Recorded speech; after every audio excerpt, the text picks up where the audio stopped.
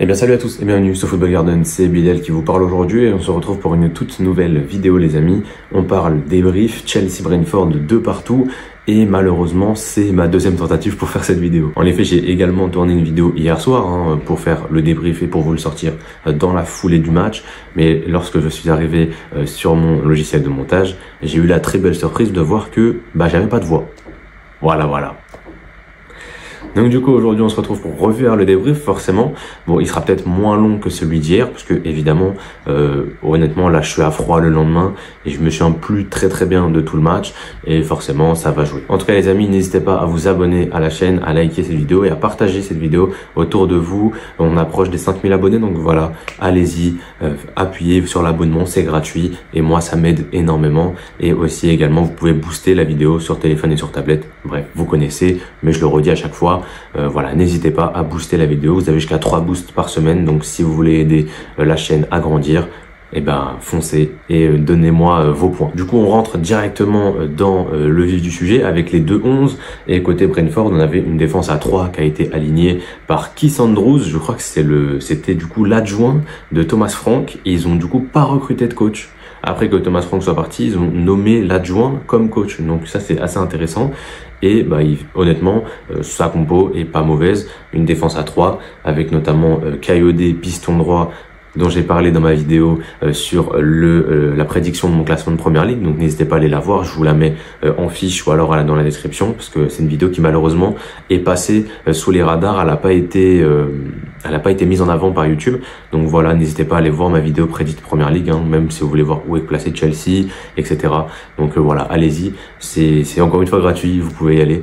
Donc voilà, en tout cas Kayode était piston droit, un milieu à 3 avec notamment Jordan Henderson, l'ancien de Liverpool, qui est là, qui a un gros plus pour Brentford selon moi, qui apporte cette touche d'expérience à cet effectif-là qui en a besoin. Et devant, on avait deux attaquants, Igor Thiago et Kevin, il s'appelle Kevin lui? Je sais pas s'il s'appelle Kevin, Chat2, je sais plus. Bref, Chat2, on va dire Chat2 pour le moment.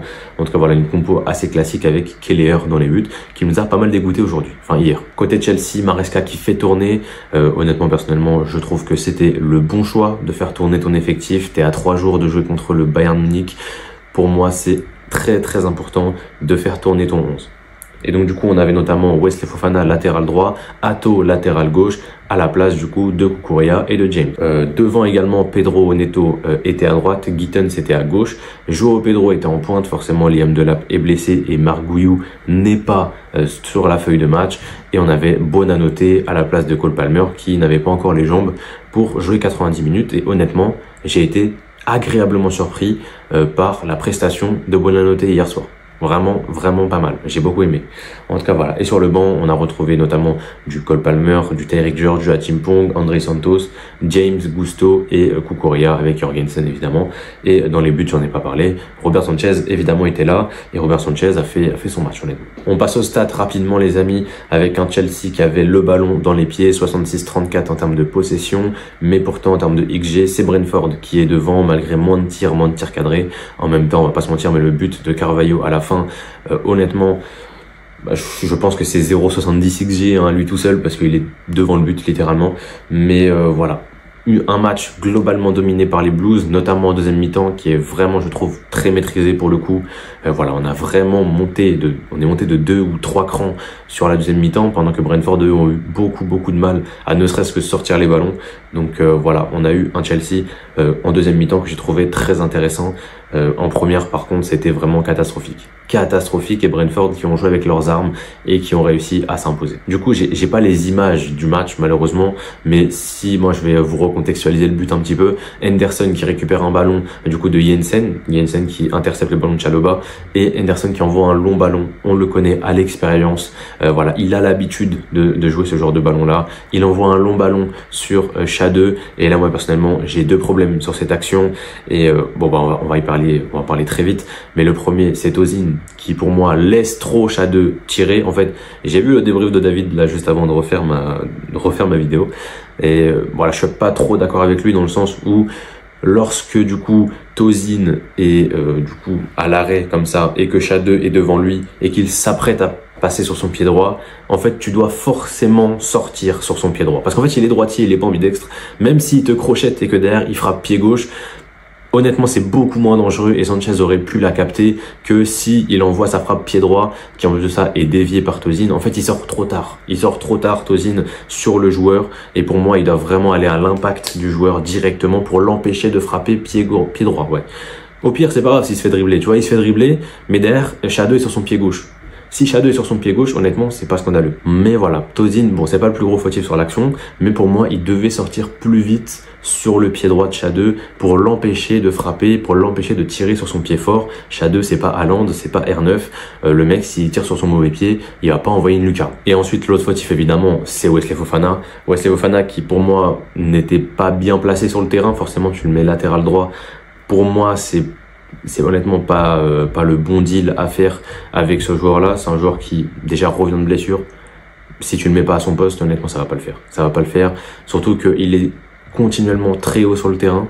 Donc, au moment où il y a un contre, il a une plus grosse distance à parcourir. Et déjà qu'il est pas fit à 100%, ça se voit. Si en plus tu lui fais faire des courses de 50 mètres pour revenir sur Shadow, évidemment qu'il va arriver en retard. Évidemment qu'il va arriver en retard. Honnêtement, je pense que Fofana est assez fit pour envoyer des gros sprints, mais je pense que lui-même a peur de se reblesser en allant trop vite. Je pense personnellement, je pense que c'est ça, et c'est pour ça que son retour défensif, il est pas très rapide quoi. Enfin, c'est limite il trottine. Enfin, il trottine pas, il court, mais il court vraiment pas vite. Il court vraiment pas vite et ça se ressent. Et tu vois vraiment Fofana, il arrive beaucoup trop en retard. Et tu vois aussi Tosin lui dire de le couvrir sur son côté là, du coup sur l'intérieur, pour empêcher Shadow d'arriver à l'intérieur. En effet, c'est une bonne idée. Sauf que Fofana est trop lent. Fofana est trop lent. Il n'a pas le temps de revenir vers l'intérieur et de stopper Shadow. Donc voilà, pour moi c'est les deux, c'est Tosin et Fofana qui font chacun une erreur. Enfin, Fofana c'est pas une erreur en soi, c'est juste que il est pas assez rapide. Il est pas assez rapide. Bref, on revient sur les stats rapidement parce que c'est vrai que je parlais du match, mais j'ai oublié de continuer les stats. On a une équipe de Chelsea qui dominait balle au pied. Au niveau des duels, pareil, on avait un avantage pour les Blues avec 45 duels à 40. Que ce soit au sol ou aérien, on avait une domination des Blues dans les duels. Ensuite, au niveau des dribbles réussis, cela dit, c'est les Bees qui sont devant avec 8 dribbles réussis contre 4 pour Chelsea et un meilleur pourcentage de réussite. Et au niveau des passes, voilà, on a une domination des Blues, évidemment. Forcément, on avait 66% de possession. Donc on avait beaucoup plus de passes, 90% de passes réussies contre 76 pour Brentford, et que ce soit dans notre moitié ou dans la moitié adverse. On a fait plus de passes que, en termes de passes longues et de centres, c'est meilleur côté Brentford quand même. Je sais pas s'ils comptent les longues touches comme des centres, mais si c'est le cas, ouais. Leurs longues touches sont vraiment relous à jouer contre, et d'ailleurs on a pris un but comme ça, mais ouais, Brentford a bien joué avec leurs armes. Et au niveau des touches dans la surface adverse, quand même 20 ballons touchés par Brentford dans notre surface, je trouve ça beaucoup pour une équipe qu'on a dominée, de prendre 20 ballons touchés dans la surface. Voilà, pour moi c'est beaucoup trop, même si on en a touché 38. Voilà, pour moi, rien que le fait qu'ils aient touché 20 ballons dans notre surface, ça en dit long sur le fait que le match, honnêtement, le match nul est mérité quoi. Le match nul est très mérité. Mais donc du coup forcément on va revenir rapidement sur les buts, etc. Avant de forcément je vais revenir que sur les buts là, et quand je ferai les notes je parlerai au cas par cas des joueurs et de leur apport notamment sur le terrain. Mais en tout cas voilà, sur les autres buts, forcément on a parlé du premier, égalisation de Chelsea en deuxième mi-temps avec du coup forcément un centre venant de la droite de Enzo Fernandez au second poteau vers João Pedro. João Pedro qui, je sais pas s'il veut mettre la tête ou remiser, mais dans tous les cas il remise sur Palmer qui est au point de pénalty, envoie une frappe et égalise forcément 5 minutes après être entré en jeu. Premier but de Cole Palmer en première ligue cette saison, et surtout João Pedro, c'est 4 matchs de première ligue, 2 buts, 3 passes décisives. C'est monstrueux, honnêtement, waouh. Franchement, faut applaudir. Il a pas eu le Player of the Month pour moi. C'est pas immérité, c'est pas un scandale. Il l'aurait mérité, mais Grealish le mérite tout autant. Mais sur ce début de saison, c'est vraiment top de sa part. Ensuite, on avait forcément le banger du jour, signé du coup Moises Caicedo.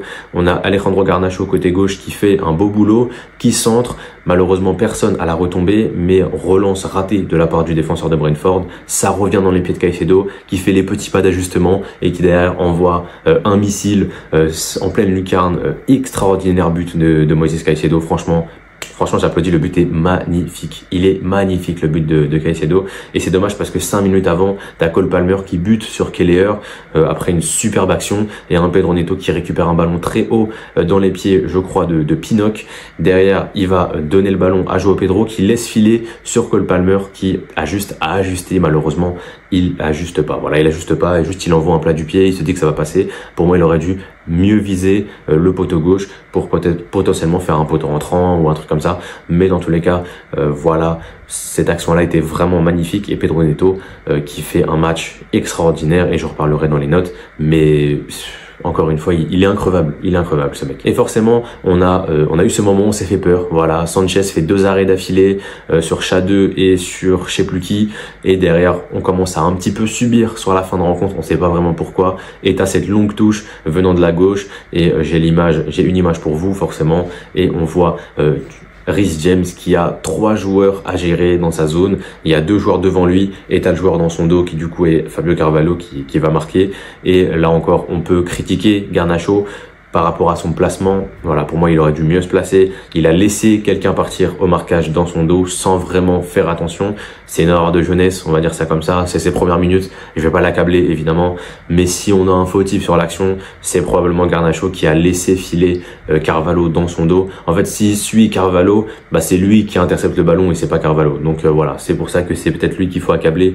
Mais de manière générale, la défense était mal positionnée. Reece James était tout seul pour gérer 3 joueurs parce que la première ligne des joueurs de Chelsea se sont troués et ont raté la balle sur la touche. En tout cas, voilà, ça fait 2 partout. Et au niveau du classement, Chelsea est 5e de Première Ligue. Chelsea peut voir Liverpool prendre 4 points d'avance déjà en cas de victoire contre Burnley tout à l'heure. Et côté Brentford, ils sont 12e, si je dis pas de bêtises. Il y a City qui est derrière eux, donc ils vont peut-être perdre une place, mais ils termineront le week-end 12e ou 13e. Donc c'est un très bon point pris par Brentford qui passe donc à 4 points au classement. Et donc du coup, on passe forcément aux notes, les amis, et on va commencer par Brentford. Kelleher 6 sur 10, les amis. La défense à 3 qui s'est gérée. Pinnock 5,5, Collins 5,5 également. Vandenberg que je trouve un peu moins bon, j'ai mis seulement 5. Keane Lewis Potter, j'ai pas du tout aimé son match, il s'est fait vraiment détruire par Pedro Neto, c'était hallucinant. Voilà, je lui ai mis 4. Et Kayode de l'autre côté, énorme deuxième mi-temps, surtout je l'ai vraiment trouvé très fort. Donc 6,5 pour lui. Henderson 6 grâce à sa passe des Jensen 5,5, et Yarmolyuk 5 que j'ai trouvé vraiment très moyen. Il aurait limite pu avoir en dessous de la moyenne. Et devant Igor Thiago et Shadeux qui ont fait leur match honnêtement. Franchement, sachant que ce match-là est très compliqué pour eux, qu'ils n'allaient pas toucher beaucoup de ballons, Igor Thiago, il a été très intéressant dans l'apport physique, et Shadeux dans l'apport technique au niveau des courses, etc. Et voilà, il a même marqué un but. Donc forcément, voilà, Shadeux 7, Thiago 6, voilà, Shadeux qui fait un bon match, qui a la meilleure note côté Brentford. Et du coup, côté Chelsea, Sanchez 6 sur 10, Fofana et Tozin 5, les deux pour moi ont fait un match moyen. Enfin, Fofana fait qu'une seule mi-temps qui était très moyenne. Honnêtement, au début, je voulais lui mettre 4, mais je trouve que avec ballon, bah, il a quand même essayé d'apporter offensivement, de créer des espaces, etc. Face à une équipe qui était en bloc bas complet. Donc, voilà, il y a du positif quand même à en tirer de ce match-là. Mais honnêtement, envoyer Fofana à 60 mètres de son but, pour moi, c'est impossible à faire. C'est impossible à faire quand on sait que le mec n'est pas fit. Et ce retour défensif-là, sur le but de Shadeux, bah, ça le prouve en fait. Ça le prouve que le mec n'a pas les jambes actuellement, et est-ce qu'il aura les jambes un jour? J'espère, mais actuellement il n'a pas les jambes pour pouvoir faire cette course là de 60 mètres parce que il a peur que sa jambe casse à un moment donné. Et honnêtement, moi je suis Wesley Fofana, je suis quand même assez d'accord avec ce fait là de si je fais trop d'efforts, à tout moment ma jambe se répète, et j'ai pas envie que ma jambe se répète. Vous imaginez pas la douleur que c'est d'être blessé déjà, donc imaginez d'être blessé constamment, ça doit être horrible à vivre.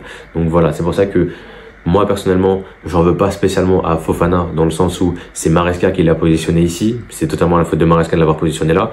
Honnêtement, qu'il soit titulaire, moi, personnellement, ça ne m'aurait pas dérangé, mais il fallait le mettre central. Il fallait le mettre central et envoyer Gusto ou James ou Achimpong à droite. Pour moi, c'était le plus logique, et ça n'a pas été fait par Maresca. Mais voilà, j'en veux pas spécialement à Fofana d'être vraiment très haut sur le terrain, de vouloir aider l'équipe et sur un contre, ne pas être assez rapide pour revenir. Enfin, voilà, il a pas les jambes actuellement, c'est logique. Chalobah 6,5, Hakimi, gros match de sa part, franchement, applaudissements dans les bureaux. Le match de Chalobah, il est vraiment très très bon. Défensivement, il a été solide et très décisif, et même avec ballon, il a envoyé des longs ballons par-dessus la défense qui était vraiment vraiment ultra intéressant. Très beau Chalobah aujourd'hui, c'est le meilleur défenseur de Chelsea de très très très loin, et c'est le seul qui est titulaire indiscutable pour moi dans cette défense centrale.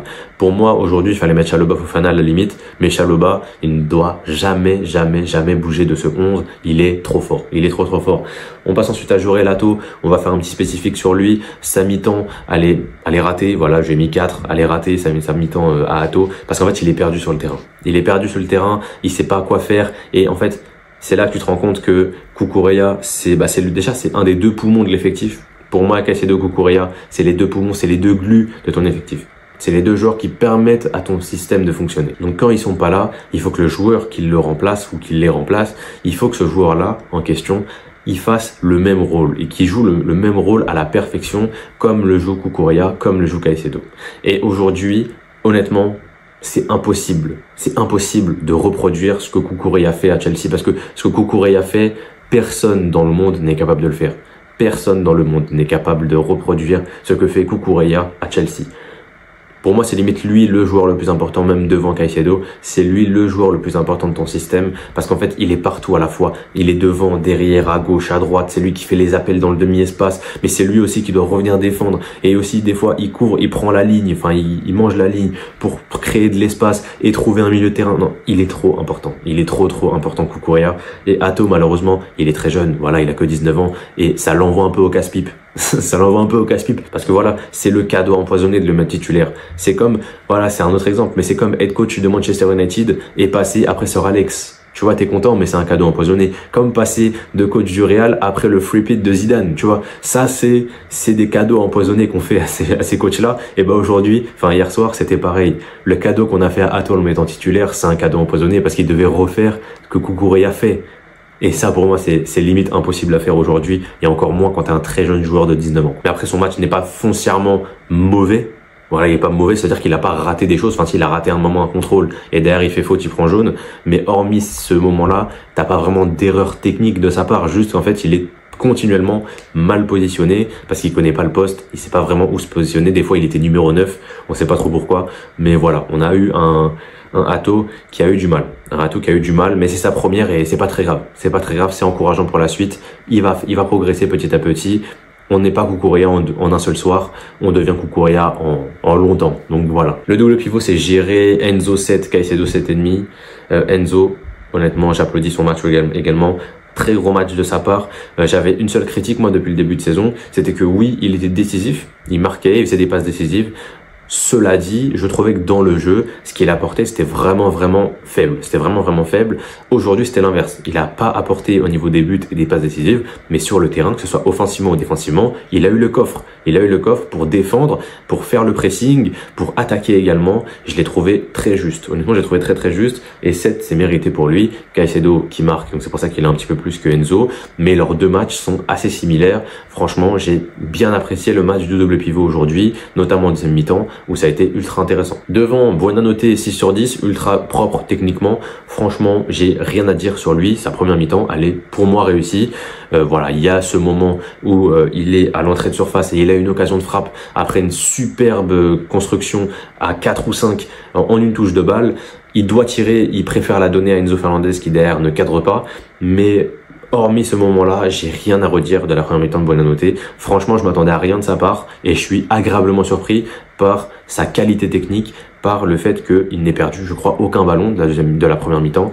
Donc franchement, c'est top, c'est franchement top et ça fait plaisir. Je me dis qu'il y a peut-être un joueur, bon, il a pas encore 100%, il n'est pas encore totalement débridé, ça se sent que le mec a peur un petit peu de créer du jeu, etc. Il veut pas perdre des ballons bêtes, etc. C'est pour ça qu'il a joué simple. Mais des fois, jouer simple, c'est le mieux. C'est le mieux. Et jouer simple dans les petits espaces en une touche de balle, il l'a fait plusieurs fois. Et honnêtement, j'ai trouvé ça ultra intéressant. Et je me dis que quand t'as pas Palmer, bah t'as quand même un petit joueur qui est capable, bon, pas de refaire du Palmer, mais qui est capable dans cette zone-là d'être adroit techniquement, d'être bon et de ne pas perdre de balles bêtes et donc de ne pas créer de contre-attaque potentiellement. Donc voilà, moi personnellement avec Buonanotte, j'en attends pas beaucoup plus parce que c'est un très jeune joueur qui pour moi n'a pas encore le niveau Chelsea. Voilà, il était prêt à Leicester l'année dernière, ça en dit long quand même sur le mec.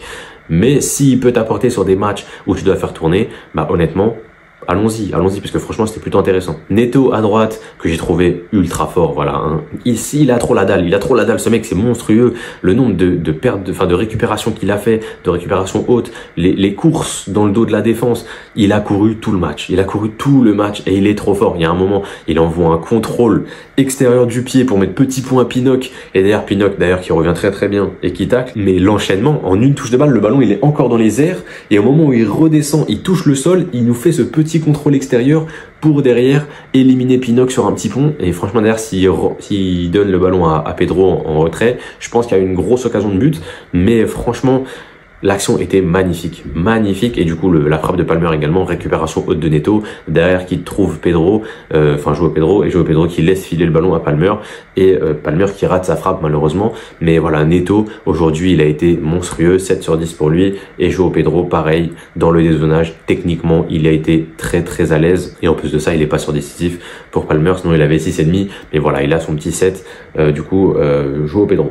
Et enfin, Gittens 2,5, j'ai pas du tout apprécié la mi-temps de Gittens. Voilà, j'avais les yeux qui cramaient à la mi-temps, je n'en pouvais plus de Gittens, honnêtement.